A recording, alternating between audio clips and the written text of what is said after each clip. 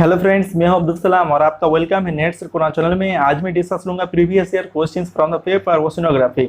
Oceanography में paper से जो दिसंबर 2019 और जून 2019 में क्वेश्चन पूछा गया था, यहां पर डिस्कस करेंगे। तो बहुत ही इंपॉर्टेंट लेक्चर बनने वाला है ये वीडियो लेक्चर, तो प्लीज़ इसको लास्ट तक देखते रहें।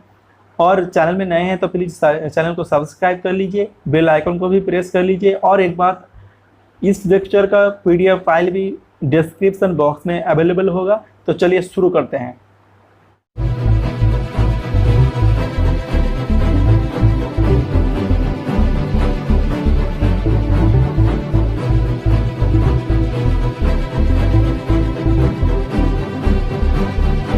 सो question number first, which of the following is correct sequence from land to sea. ये दिसंबर 2019 में पूछा गया था। यहाँ पर पूछा गया है कि लैंड टू सी, आपको यहाँ पर देखिए रिलीफ फीचर दिया गया है। ओके, तो वो हम लोग को सीक्वेंसली अरेंज करना होगा, चेक करना होगा जो करेक्ट रहेगा इनमें से जो चार ऑप्शन दिया है। तो यहाँ पर पूछा गया है लैंड टू सी कौन सा सीक्वेंस सही है। तो यहाँ पर देखिए, आपको सबको पता है कि ओशनोग्राफी में अगर आप फर्स्ट टॉपिक पढ़ेंगे relief feature of the ocean, तो आपको ये टॉपिक मिलेगा। तो यहाँ देखिए करेक्ट सीक्वेंस जो है, आपको देखिए लैंड में सबसे पहला जो रिलीफ फीचर्स मिलेगा वो है आपका continental shelf, then continental slope, then sea plain और लास्ट में ओशियन डीप। ओके, तो इसका आंसर 2 हो गया। तो यहाँ पर डायग्राम में चेक कर लेते हैं। देखिए फर्स्ट, ये देखिए ये लैंड हो गया और इस तरफ क्या है, ओशियन। ये सब ओशियन है। ओके, ये रुकिए एक मिनट, ये लैंड और ये ओशियन।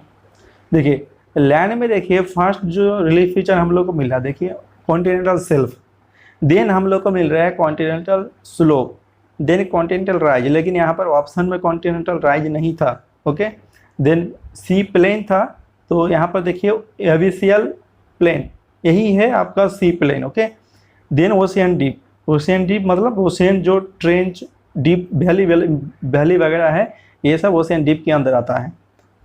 ओके, तो next question, question number 2, in 1687 who was the scientist to give for the first time a rational explanation of tides and tide producing forces of the moon and the sun।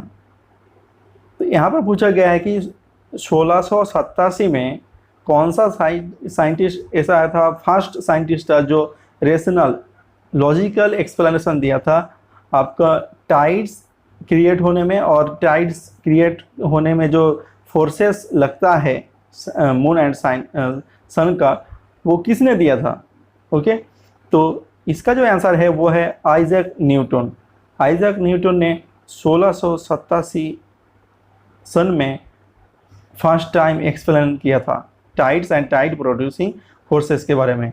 तो हम लोग यहाँ पर देख लेते हैं कि जितने भी थ्योरीज है ओरिजिन ऑफ टाइड्स के ऊपर, तो किसने दिया था और कौन सा ईयर में दिया था, वो सीक्वेंशियली हम लोग देख लेते हैं। आप इसको ज़रूर कॉपी में लिख लीजिए, बहुत ही इम्पॉर्टेंट यूजीसी नेट के लिए एग्ज़ाम के लिए बहुत ही इम्पॉर्टेंट है ये। ओके, तो यहाँ पर देखते हैं, देखिए equilibrium theory, Isaac Newton. Isaac Newton ने जो ओरिजिन ऑफ टाइड्स और फोर्सेस के बारे में बात किया था, उनका जो थ्योरी था वो था इक्विलिब्रियम थ्योरी। तो ये जो थ्योरी था आइजैक न्यूटन का था और 1687 में 1687 सन में दिया था। देन सेकेंड जो थ्योरी था वो था डायनामिक थ्योरी, वो लैप्लास ने दिया था और 1755 में दिया था। देन थर्ड देखिए प्रोग्रेस थ्योरी, विलियम वेल ने दिया था 1833 सन में।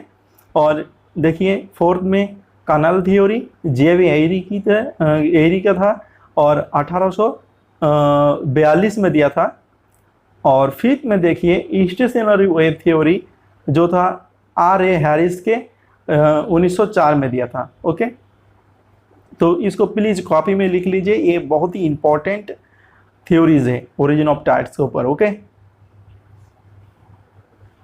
Question number 3, coastal and estuary waters are sometimes affected by algal foam and scum often called. Coastal और एस्टुरी जो इसका जो पानी है, तो कभी कभी क्या होता है, एल्गल फोम और स्कम के थ्रू आपका पानी अफेक्टेड होता है। ओके, तो इस इंसिडेंट को क्या बोला जाता है, यहाँ पर पूछा गया है यही क्वेश्चंस।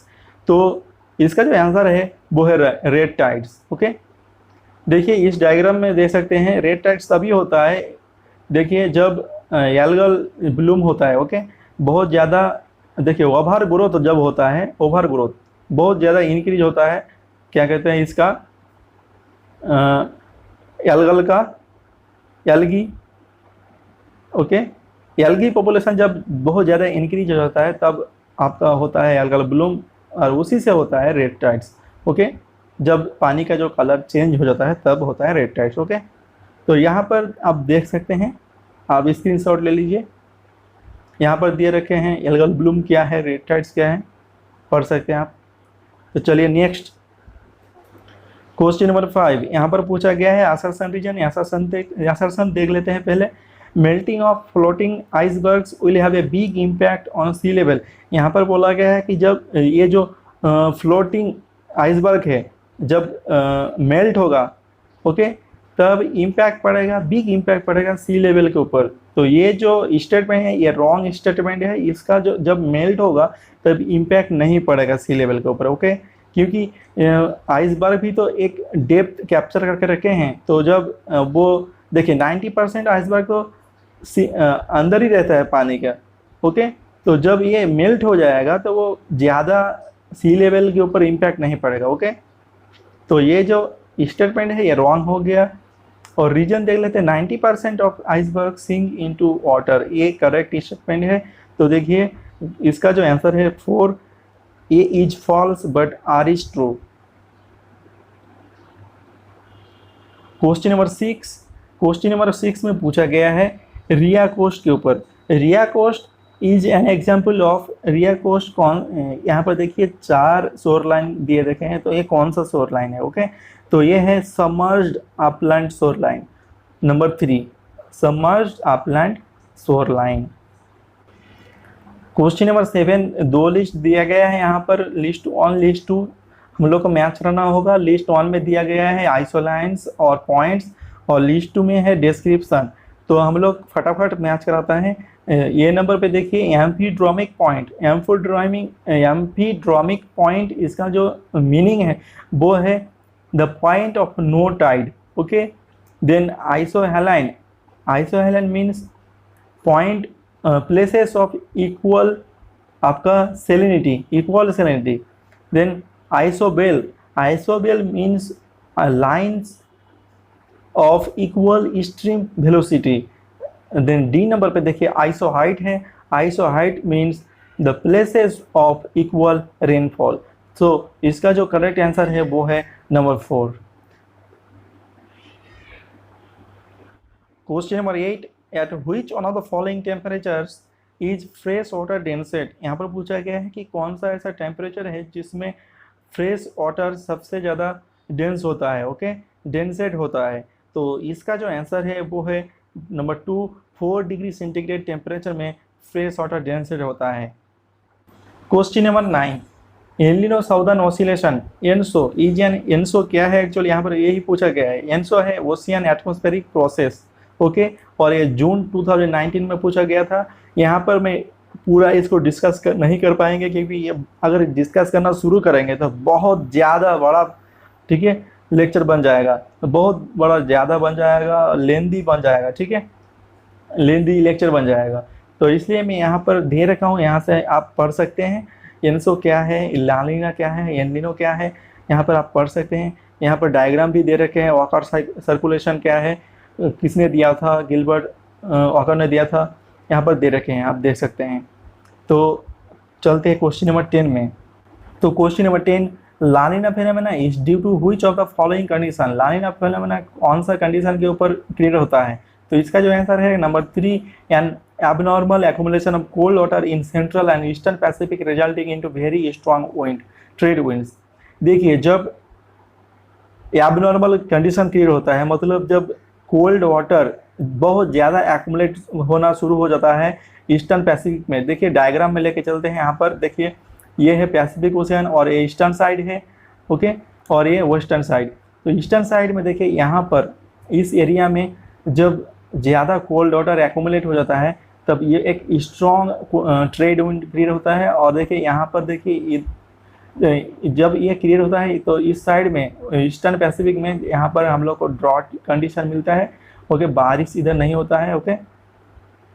और वेस्टर्न साइड में यहाँ पर ऑस्ट्रेलिया, चाइना और देखिए आपका इंडोनेशिया और इंडिया, देखिए इसके वजह से ला नीना की वजह से हम लोग का जो मानसून होता है वो बहुत ही अच्छा मानसून क्रिएट होता है, गुड मानसून क्रिएट होता है और हम लोग अच्छा खासा बारिश भी मिलता है ला नीना की वजह से, ओके। यहाँ पर दे रखे आप अच्छे से स्क्रीनशॉट ले लीजिए और पढ़ लीजिए, बहुत ही अच्छा अच्छे से लिखा हुआ है यहाँ पर।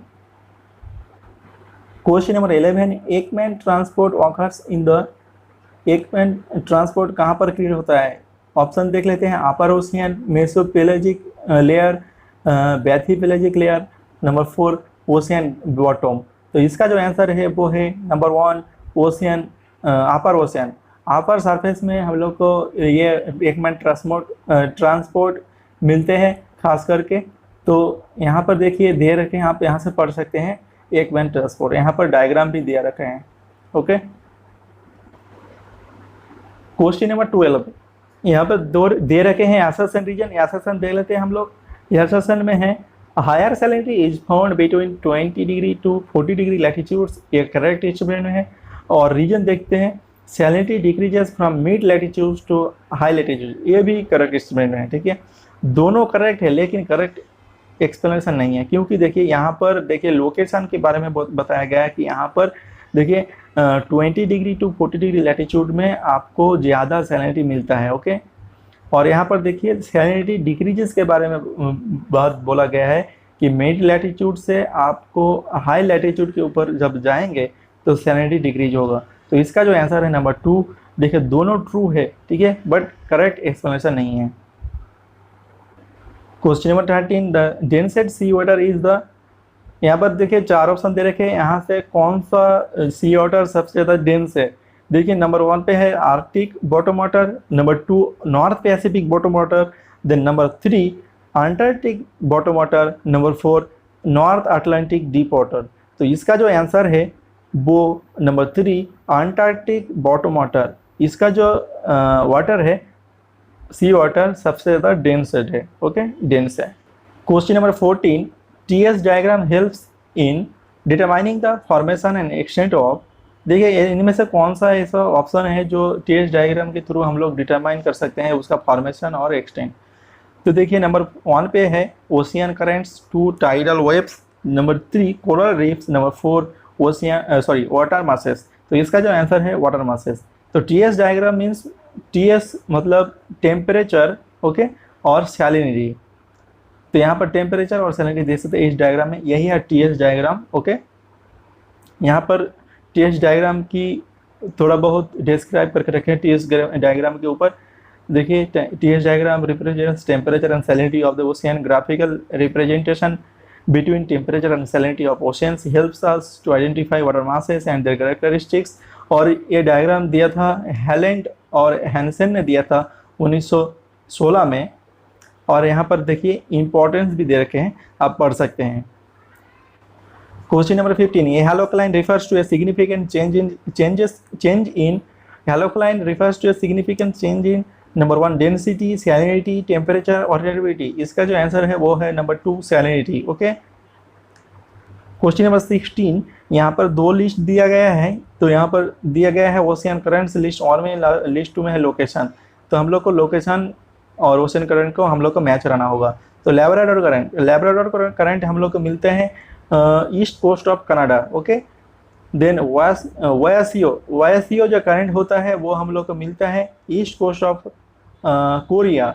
Then Canary current west coast of Morocco and Venezuela current मिलते हैं, आपको पता होगा, west coast of South Africa, okay. तो इसका जो आंसर है नंबर 3। यहाँ पर डायग्राम में देख सकते हैं ये है आपका लेब्राडोर करंट। लेब्राडोर करंट एक कोल्ड करंट है। वैसियो करंट देखिए ये भी कोल्ड करंट है। और यहाँ पर देखिए कनारी करंट के बारे में पूछा गया था, ये मोरक्को है, अफ्रीकन कंट्री। यहाँ पर कनारी करंट। और ये है देखिए ये कनाडा, कनाडा की ईस्टर्न साइड में है आपका लेब्राडोर करंट। और ये है आपका ये अफ्रीकन वेस्ट कोस्ट। और यहाँ पर देखिए वेनेजुएला। तो ये जो है चार जो ओशियन करंट पूछा गया था वो चारों क्या था, कोल्ड ओशियन करंट था। क्वेश्चन नंबर 17, यहाँ पर दो लिस्ट दिए गए हैं। देखिए लिस्ट 1 में है ओशियन रिलीफ, देन लिस्ट 2 में है ओशियन। हम लोग को मैच करना होगा। ओके, तो यहाँ पर देखिए ओशियन रिलीफ फीचर जो है इक्वेटोरियल चागोस रीज, यहाँ पर रीज के बारे में पूछा गया है। देखिए इसका जो आंसर है वो देखिए ये जो रीज है हम लोग को मिलता है इंडियन ओशियन में। ओके, देन पिट्सबर्गन जो रीज है वो आर्कटिक ओशियन में मिलते हैं। देन मिड अटलांटिक रीज तो ऑब्वियसली ये तो अटलांटिक ओशियन में ही मिलेगा हम लोगों को, नाम से ही पता चल रहा है। देन कॉकस रीज मिलते हैं हम लोग को नंबर 4 पैसिफिक ओशियन में। ओके, देन इसका जो आंसर हो जाता है number 4। Last question, last but not the least. Okay, question number 18, Mount Saint Helens is located in which part of the world. ये जो माउंट हेलेंस है वो कौन सा पार्ट में, वर्ल्ड की पार्ट, यहाँ देखिए चार पार्ट दिए गए हैं, कौन सी पार्ट में लोकेटेड है। ओके, नंबर 1 पे है यूएसए, नंबर 2 पे है जावा सी, अंडमान सी, यानी एजियन सी। तो इसका जो आंसर है वो यूएसए। ओके, यूएसए में हम लोग को मिलता है। तो फ्रेंड्स यहाँ पर इस लेक्चर को ख़त्म कर रहे हैं। अगर आपको पसंद आए तो प्लीज़ इसको लाइक कर लीजिए, और अभी तक अगर आप चैनल को सब्सक्राइब नहीं किए हैं तो प्लीज़ इसको सब्सक्राइब कर लीजिए और बेल आइकन को भी प्रेस कर लीजिए। ओके, क्योंकि इसी तरीके का मैं वीडियो यहाँ पर लाता रहता हूँ। और भी जो इम्पोर्टेंट क्वेश्चंस मतलब जो क्वेश्चंस आता है यूजीसी नेट के एग्जाम में, मैं अलग अलग पेपर वाइज वीडियो यहाँ पर लाता रहूँगा। तो बने रहें इस चैनल के साथ। Thank you for watching. Okay, तो मिलते हैं नेक्स्ट वीडियो में।